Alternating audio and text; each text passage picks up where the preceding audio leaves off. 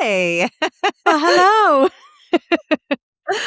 I'm so excited that we started this. Me Let's too. let's share a little bit more about what something everything and is that what something everything and nothing is all about? Something, nothing, and everything. We can't even get the name right Yeah, we can get the name right. Something because we're talking nothing. about all the things. I think that's Yeah. probably. Yeah, let's share a little bit about our inspiration around this. I guess that's a great place Yeah. to start. Yeah. Um, So I'm Robin Gold. I'm Jamie Carroll. Jamie and I have just been talking a lot about how we're seeing a lot of things happening in the world where people are filtering themselves, they're overstressed, and they're trying to escape their feelings. And I think it's just making everybody feel a whole lot worse. And so I think we just wanted to create a space to talk about life, all the things, maybe none of the things, some of the things. And so that name was kind of born out of that. And yeah, so that's my thought on what this is or could be. That sums it up What what do you beautifully. think, Jamie? That sums it up beautifully. Yeah, we just wanted a space to kind of pop in here and share, about our own journeys through life and about, maybe we'll pull in some astrology sometimes as well. And just, we're both coaches. So I've been in the coaching industry since, oh my gosh, it's been a long time. I started as a coach in 2008 and then have worked my way into various modalities. And now I'm really shifting and going to be focusing on astrology and like life coaching through the astrology lens.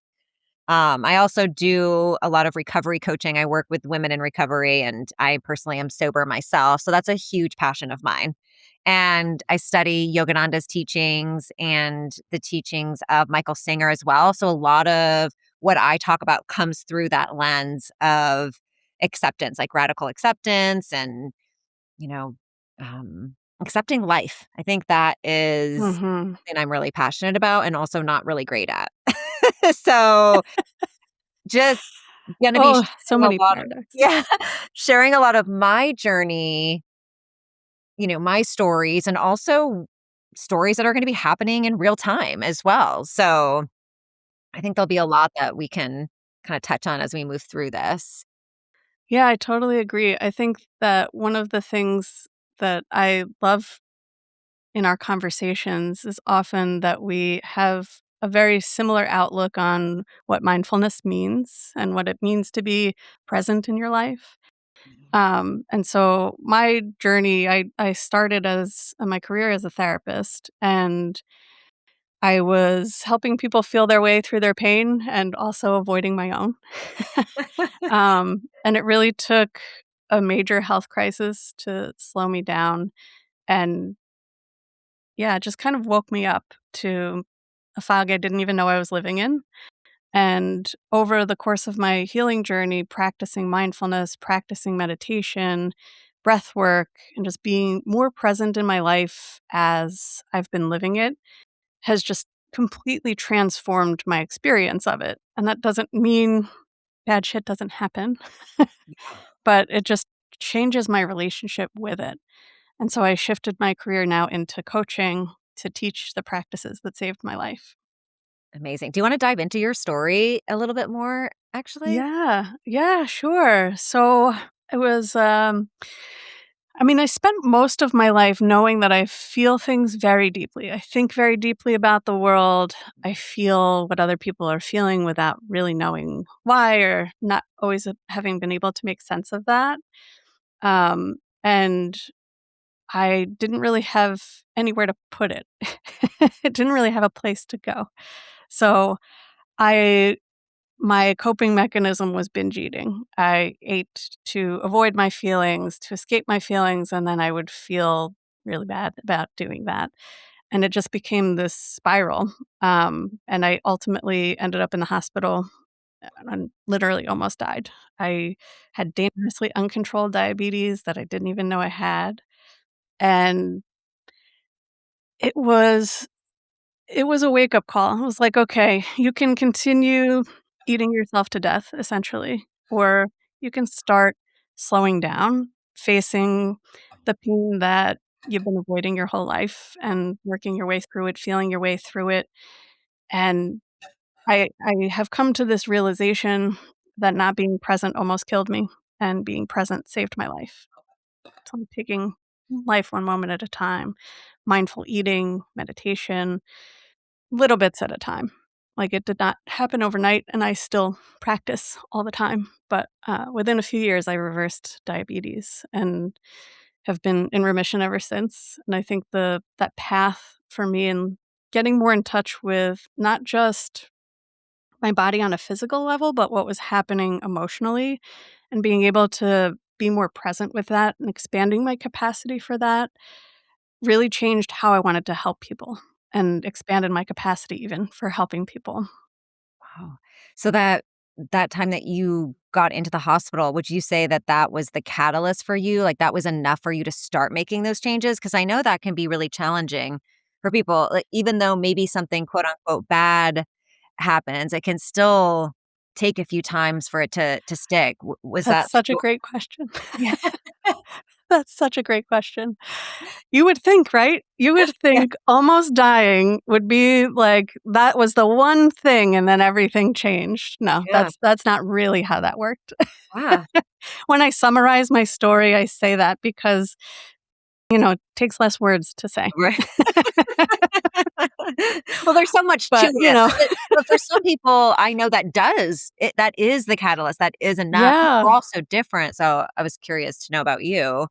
it was a journey. It's still like I feel like it took a solid 2-ish years in that 3-year period that I ultimately ended up reversing it, and, like, the 2 years before the last one was, like, on and off. Mhm. I started therapy, I started doing mindful eating at home and practicing all the things that I was teaching other people how to do, I was starting to practice in my own life, Mhm. but then it just, something would happen and it would be like, "Oh, I need a pizza," or "I really want some Chinese food," or "I really, I'm just gonna eat some sour straws," because diabetes and sour straws clearly goes really well Wait, what is together. a sour Oh my straw? god, pure sugar. I've never heard of that They're before. like sour candies. They're like Okay, gummy sour candies. They're like a Sour I Patch mean, Kid, but in a straw? yeah, but in like a A straw shape? yeah. Oh my So, gosh. it just and my blood sugar was not well controlled. It was on and off. It was a wave of things. And it kept coming back to the same thing.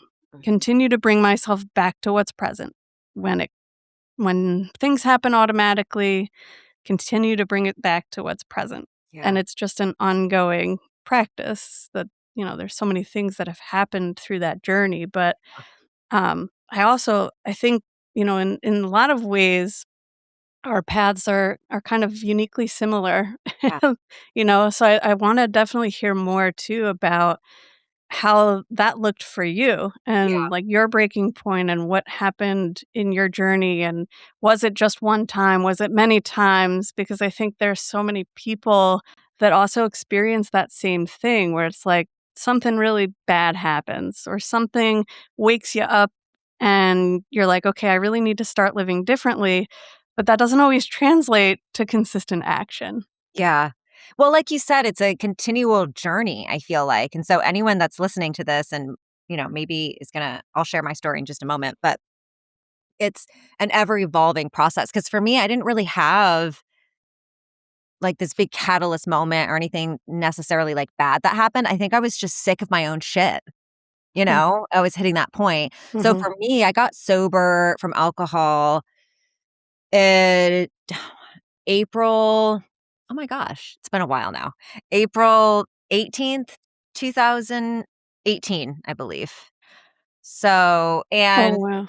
yeah, I was part of a life coaching program. So, studying to become a life coach, I'd already been coaching for many years. So, I started as a fitness coach and then I was getting into life coaching. And my first life coaching partner was a Reiki master. And so she was teaching me all about the chakras and the woman that was leading the whole course herself, this is a year-long program, she was very spiritual. She gave us oracle cards and, I started getting into meditation and things like that, and I realized, wow, I'm really intuitive.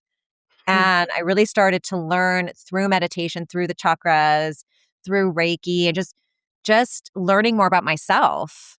I think just how intuitive I was, and then the drinking just was getting in the way of that. And I remember going on a family vacation with my mom and dad, my sisters, their kids, and one day, the first day I was there, I intentionally did not drink. And I was like, no, I'm going to get up. I'm going to do my meditation, pull an oracle card. And I felt really good. But then after that, it was like, yeah, we're day drinking. We were on a condo right on the beach. Everyone's just like super laid back, having a great time. But we were chill. We were pretty much a chill family. So we weren't like going out at night, like partying it up. But a lot of the evenings, and even daytimes, I would just be wasted, so Mhm. drunk, and the last night we were there, I didn't even remember the night. I woke up still in my outfit from the night before. I mean, there had been several occurrences of drinking situations throughout my life, and I can share stories as we continue these conversations, like stories of where I probably should have stopped drinking years ago, and for some Mhm. reason, this was the catalyst, which it wasn't even a big deal, but I remember leaving that vacation with my family, and I was like, "I really wanna quit drinking," like, and I think it really was the life coaching program. It was really meditation and tuning inward, Mm. and life for me, I was always so stressed out just about everything, something, Mhm. everything, and nothing. To bring it back to the title, but Oh, really, yeah. I call it the voices in your head, right? I constantly was worried about stuff and second guessing myself and, not feeling good enough, like all these things. I mean, things I still sometimes struggle with that so many people struggle with, right? And so Mhm. drinking for me was a way to like relax that. Everything Like, was great when I was quiet that cool. I down a little totally bit. got this. Like I can do whatever when I'm Like, "I'm drunk. good, I'm Oh, like I cool." don't care about that. Oh, something's not working out. No biggie. Right. Like I can handle it. Mhm. And and then I remembered after that vacation, I was like, I felt like shit, honestly. I just felt so bad after. And I didn't want to feel that way. I wanted to feel good like I did when I was, after a meditation. I just felt connected. I Mhm. felt present. And I was losing that with my drinking. And I remember it was April, I think. Well, it was April. And I remember being like, oh, wait, Cinco de Mayo is coming up though. Like, do I want to quit now? And then I was like, no, no, there's always going to be a reason to celebrate or not celebrate where I could be drinking.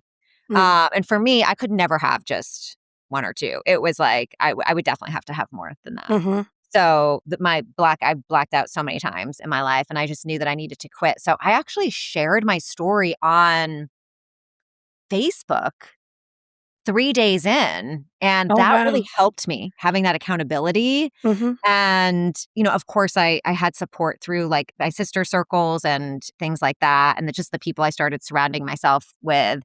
But that was really the catalyst for me, is Oh, wow. learning to just, yeah, be present, essentially, right? Like, learning to be still and be present and breathe too, just breathing. When So you started that journey, did you find that it was challenging to be present in that way, or it was just something you looked forward to doing? Like, wanna get into my meditation, or I feel like it's helping. Like, what was that like for you in the beginning? um, I think I mean, I definitely had to incorporate other things for myself. Like, I remember, and I was very intentional about this until I wasn't intentional anymore. Like, for example, I would drink a lot of coffee. Like, I remember I was having, like, an entire pot of coffee every morning for a while until I was like, "Whoa, why am I having an entire pot of coffee?" But, like, in the evenings, on a Friday evening or Saturday evening, because I was a solo drinker. I would drink by myself, Mhm. and I would have, like, my own happy hours. Like, I was not, like, out at the clubs till, like, 3 AM. Like, that was not my scene. It was a lot of going out to a happy hour with friends and then going to the store, grabbing more beers and wine and just bringing it back to the house. waking up and being like, "What was I watching on Netflix last night? Like, why is this like, why did I marry my Oh my ex goodness. on the show and I don't even remember watching this?" Like, right? Things like Mhm. that. So, on those Friday and Saturday evenings, sometimes I would go and like get myself a little treat. Like I would get myself a piece of cake or something. So I kind of got into the sugar eating a little bit, but it was intentional in the fact that I just needed something so I wasn't reaching for alcohol. And then I eventually, like, phased that out, and I mean, obviously, I love a good slice of cake. I am not restricted. I do not restrict myself. That's but I think meditation for me and how I meditate has grown over the years as a practice. I mean, now I'm meditating every morning for 30 minutes, but that just started, like, a year or so ago. So, yeah, Mm, I always say, like, life is our spiritual practice, like, right? We're always it's a journey, not a destination. mhm. And like you had mentioned something, which what did you say?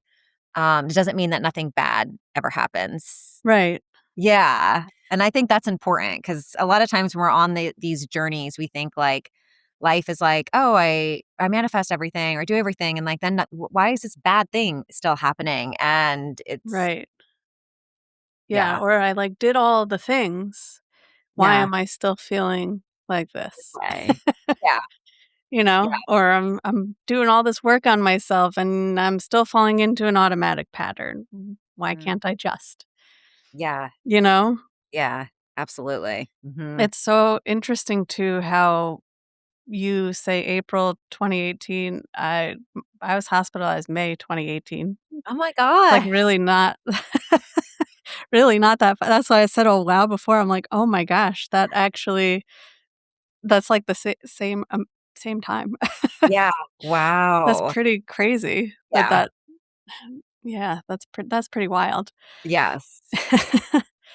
Yeah. Yeah, meditation for me was a little different. I had been teaching people how to meditate, and I had seen the incredible benefits that it could have in just Mhm. expanding your capacity to just be with life Yeah. and be more intentional and have a more regulated nervous system. I saw all of that through what I was teaching and how I was guiding people in that way. And when I started doing it, it was so wildly uncomfortable. Yeah. I was forcing myself. I made this promise to myself that I was just gonna do 5 minutes a day. And my I first started as it as this thing where I had this app that would track my meditations, and so it was like, "Okay, I got the little check mark at the end of my 5 minutes. I did my thing." Yeah. And I was really missing the point of it. Mhm. The point was to be more present, but I was like, "Okay, if I do my meditation, I'm gonna get my check mark. Ooh, I got so many check marks in a row. Ooh, this is" and it was like I could not sit with myself. I have Mhm. ADHD and my mind is in a million places all at the same time. It doesn't always know what to prioritize or how to make sense of all the things at the same time, and so it just takes me a little bit to filter, "Okay, what's needed here? Okay, that song is unnecessary to, focus on this thing right in front of me," or, I don't need to actually go to down a rabbit hole of all the things that have happened or all the things that might happen, like, all Yeah. it just, like it was so uncomfortable to be with all of that without getting lost in it. So Mhm. my practice became more about learning how to observe that Yes. instead of getting lost in it, and, like, that became the thing, and it was like, "Okay, if I can be a little more observant this time than I was last time, a little bit more present with my feelings this time than I was last time, let my body feel a little bit more of it." Mhm. Just like Yeah. almost like titration, just, like, giving it a little bit more at a time.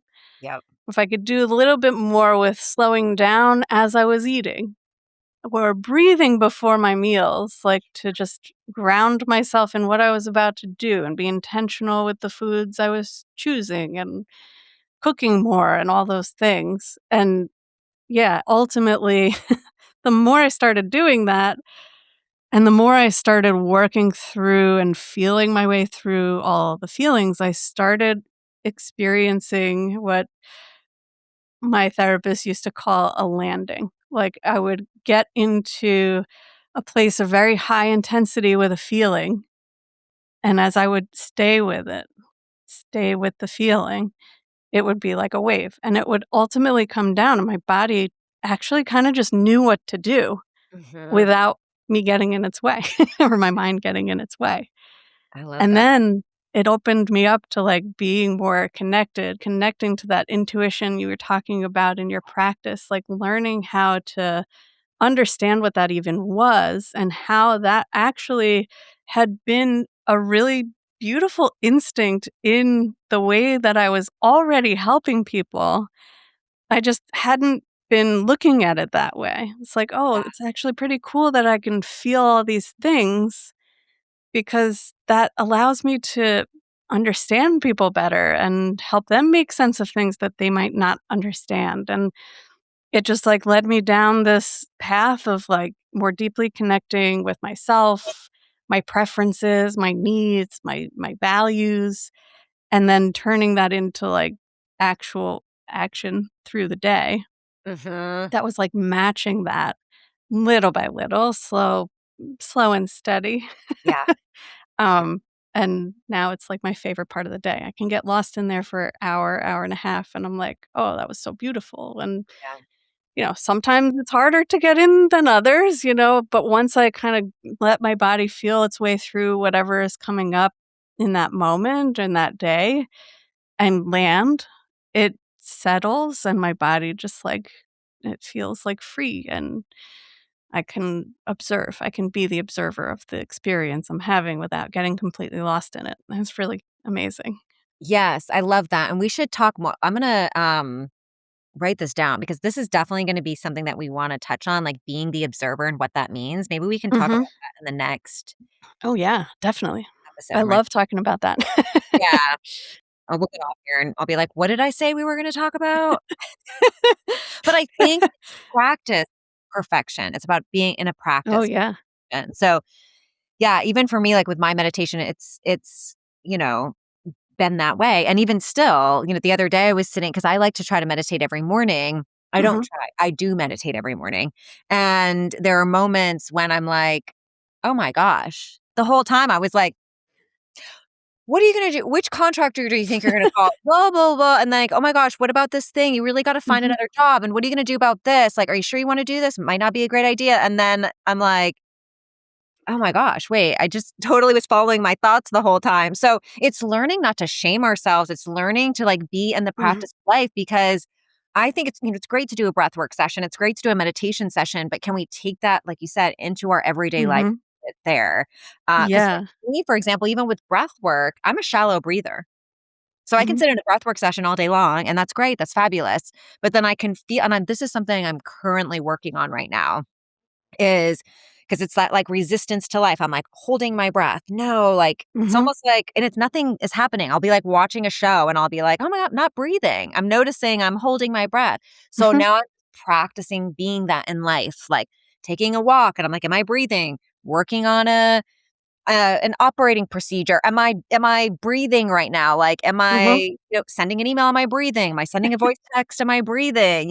So it's really about integrating it also into everyday life, and that's just a practice. It's being in practice and um yeah, just allowing ourselves to be human too. So it's not about Yeah. perfection, it's about the practice. And I Yeah. think that can be an important, takeaway because it's tough. Absolutely. And I think it's especially tough when things are stressing you out and Yeah. life is throwing all kinds of curveballs your way, and you're like, "Oh, I really thought I healed that. I really thought I dealt with that. I worked through that." And then there's another layer to it, or there's like something comes up in your experience that, somebody says something, does something, something Right. happens in your life circumstances that just is that little like ding.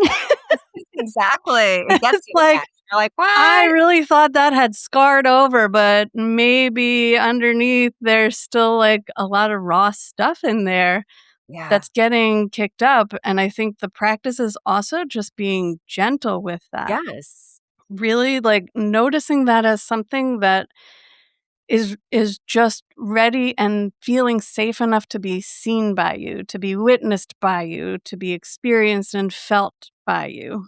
And Mhm. it's like, I think at least I know for me there, and I think for a lot of people, we kind of, like, close off parts of ourselves Yeah. throughout life where it's like, "No, I can't deal with that, I can't think about that," and we get so good at doing that that it becomes so automatic, Yes. and that's, I think, what's coming up. It's like when you start Yeah. to feel maybe a little more present and that has a little more space to breathe, it's Mhm. like, "Hello, I'm still here," you Yeah. know?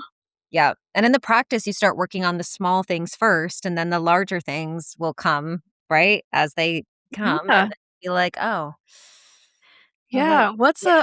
a small thing that turned into a larger thing for you in your Well, journey? I think just so one of the things one of my favorite teachers is Michael Singer, and he always talks about, like, practicing with the small things, and I, like, Mhm. love this. So, for example, the weather. "Oh my god, it's so hot out today," or "It's freezing and I can't take it." Like, that I mean, I'm constantly talking about the weather, the weather, the weather, the weather, the weather, the weather. Actually, recently, I stopped checking the weather so much, and I was really I'm able to that's also something I'm working on is not being so in the know, like, "Listen, the weather's gonna weather what it's gonna weather, and Yeah. to be present with it." So, just little things like that, or you're frustrated at a stop sign because 'cause you're running late. Like, can you notice, can Mhm. you catch yourself in a frustration and just and if there's nothing you can do about it, right, can you just be with that, right? So, it's like Mhm. practicing those little things, Yeah. big things, I mean, for me, so many big things have happened. My dad passing away. Now I'm dealing with a huge major house issue on my own that feels extremely overwhelming, and I've been kinda putting it off, I guess, for a year, and no longer can I do that, and it's Mm. just extremely stressful, and just allowing that to be okay, That is the Yeah. practice sometimes is, just allowing what is to be what is. It is what it is. Um, How are you doing that? just accepting, just breathing in like one number 1 for me is breathing. Number Mhm. I can notice a huge difference for me because I am a Yeah. shallow breather big time. I'm a Mhm. really big shallow breather, and I'll notice that I'm like it's and I can like almost feel like I'm resisting life in a way. And so when I breathe, I can feel my energy changing. It's very fascinating. Um I lead a support circle Wednesday evenings for women in recovery. It's a free circle that happens actually if anyone's interested in it. And it's recovery of anything. So we're all recovering from something. Mhm. So that is 6 p.m. Central Time on Wednesday evenings. And it's like a creative sharing circle, if you will. So we gather, we do a quick meditation together or drop in together, and then like painting, drawing, journaling. Sometimes That's we share beautiful. with each other. So getting into my creative side as well has helped a little bit with Love that. that. Mhm. Yeah. But Yeah, creativity can be a wonderfully supportive thing yeah. when dealing with things that are tough and stressful. Mhm. And just noticing, Mm. noticing my thoughts around it, like becoming the observer, Mhm. as you stated as well. And just I don't know, just doing that inner work, The which I inner work. yeah. I hate that I even I just think said that. But I accept it at the same time. well, that actually, like, makes me think a lot about, like, the practice of self-compassion because, like, Yeah. when we have that's been a big, big part of my journey is, like, learning how to be more compassionate with myself, Yes. more Yes. nicer to myself, Kinder to kinder. Like, it's so easy for us to, like, think about ourselves in, like, a different way than we would, like, talk to other people. yeah. Like, we would talk to other people with gentleness, we'll bring care into the world, and we'll be supportive of the people that we love, and gentle when they make mistakes even, or understanding and patient and all those things.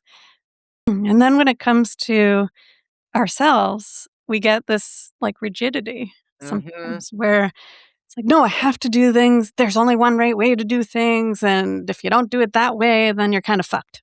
Yeah, yeah, And I mean, part of yeah, survival instinct, we have to kind of judge things as good and bad and black and white for survival. That's like an yeah, unconscious thing. But learning how to be more gentle with that being automatic even, yes. and like, "Okay, yes, I just had a major judgment about myself, and Mhm. actually that's okay. It's just it was protective. Yeah, Maybe it came up because that's how I learned to think, and I've just repeated it so often that it just feels like a part of me even though it's not a part of me." yeah, yeah, But the feelings in all of that are always still real because yeah. they come up in response to our thoughts, even if our thoughts are not true. So, feeling our way through what's happening while also observing that conversation that our mind and body have with or without our consent, Mhm, or conscious consent anyway, mhm. that that helps me to kind of work through, and also just being nicer to myself in general helps me make more aligned decisions with, like, self-care. So, taking care of my body, taking care of my mind, doing things that are meaningful to create the life that I want, and, all of speaking up a little bit more than I used to, and that's still something I work on, but, you know? Yeah, absolutely, yeah. Yeah, I mean, it's just a journey, it's and as long as we're here, we're working through that. We're journeying on in life, and it's a beautiful thing. I've been saying this thing for a while now, and I this just makes me think of it like life isn't about getting to where we're going. It's Yeah, about being where we are. So we can talk about the journey, and I think it's helpful to. yeah, And also, like, we can't get anywhere else. yeah, Even though we're trying to, even though we're wired to focus on the future and plan ahead, think ahead, do all the things to reach a goal or have more, feel better, all of that. mhm, It still can only be done right here, right now. mhm, We can only experience what's here right now. And that can be confusing too, because our yeah, body can't tell the difference between if we imagine right, something or if we actually are experiencing it in that moment. It just knows what our mind tells it. It's yeah, like, okay, if I'm imagining, I'm sure people out there listening can relate to this. Like, you imagine the worst case scenarios, it's not happening, but you feel so stressed about that. yeah, Or you're looking forward to something you're so excited about and you get really excited. Or you're looking back on something that makes you feel sad. And it's like, none of that's happening right now. But in a way, it still is part of your experience in this moment because you're thinking about it. So it can get a little complicated when you're, like, trying to practice observing your experience and feeling your way through it almost, like, at the same time, you mhm. know? And I find coming back to my breath helps me get into Yeah, the present moment again. It's just like, wait, definitely. take a deep breath and be with it. And I think And right now love a good anchor. time yeah, I think right Yeah. now is a great time for everyone to slow down and be in the moment because so much is changing Mhm, externally, like, just astrologically speaking, this is happening, and so much is shifting. People are changing jobs, losing jobs. There's, like, weather-related events happening all over the world that's really crazy, and it's just shifting a lot. Expect the unexpected is like a theme right now, and so cultivating peace within is gonna be hugely important as we move forward, and so I know you and I will be talking more about mhm. those things and as we kinda move through these episodes, Yeah. these videos, what do you call this? I don't know, a series, a something, nothing, and everything? I don't know. All the things? Bird's eye view of all the things? So, yeah, I think this was great, and I think just leaving people with that, it's a practice. Mhm. It's Yeah. a practice, not perfection right now, so Yeah. The practice of presence. the practice of presence, yeah. Yeah, in a body that's not wired to, in a Yeah, society that's not built for it. right. is just like that continue like just bringing yourself back to what's here, bringing yourself back, noticing and shifting, noticing and bringing yourself back, and just kind of, I don't know, if I've been starting to think of that also kind of like a dance. Yeah. It's like your mind is dancing. It's going and it's doing the things, and then you can gently guide it as if you're the leader of the dance, and you're Yes. just bringing it back and you're just moving and You're gonna forget the dance steps, and then next thing you know, you gotta bring it back. right, then you just like kinda, do your own thing and just like do a little wiggle. Like, you don't know how it's gonna look, but maybe you just do it anyway. You see what happens. Oh my And god, you that's breathe great. Yeah. because, Yeah. Well, you gotta breathe when you're dancing, right? You gotta get right, it's that important. oxygen moving, yeah. It's important. You That's dance, you amazing. breathe. You Yeah. focus, you breathe, you move, you breathe. Oh, that's good. Yeah. Well, thank you, Robin. This was great. Thanks, Jamie. This was so nice. I'm glad we're doing this. Yeah, me too. Thanks for tuning in. Thank you, everybody. Yeah, and we'll See see you you again soon. soon. Bye.